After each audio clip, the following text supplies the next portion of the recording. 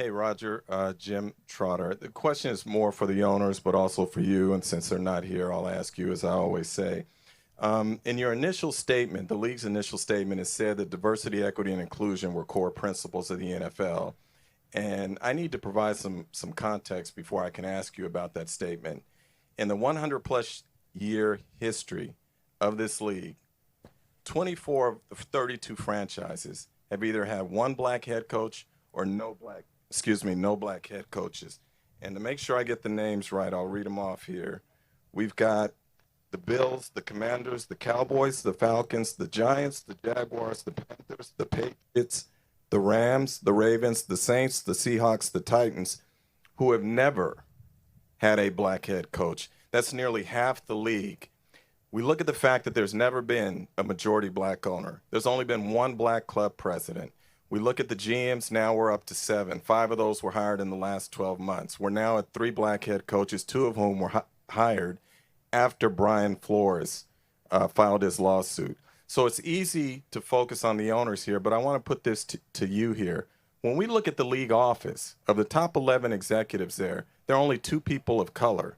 When we look at NFL Media Group, where I work, there is not one black person at the senior level in the newsroom who makes decisions about a league whose player population is 70% black. So as a member of the media group and as a black man, I ask, why does the NFL and its owners have such a difficult time at the highest levels hiring black people into decision-making positions?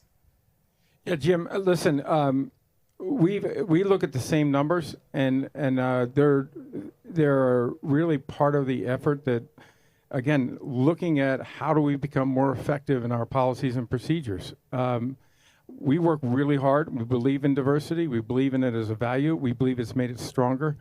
People who've come into the league who are diverse have been very successful and made us better. And we just have to do a better job. We have to look, is there another thing that we can do to make sure we're attracting that best talent here and making our league inclusive? If I had the answer right now, I would give it to you. I would have implemented it. I think what we have to do is just continue and find and look and step back and say, we're not doing a good enough job here. We need to find better solutions and better outcomes. And so let's find more effective policies. Let's make sure everyone understands.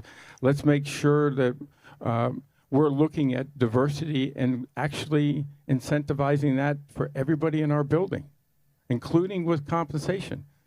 Let's make sure that when we're dealing with vendors outside the building, we're hiring diverse vendors and bringing them in and giving them an opportunity to succeed just like we do with white vendors or people of color. Well, how can they come in and contribute to the NFL? So I think it's not a single answer, Jim.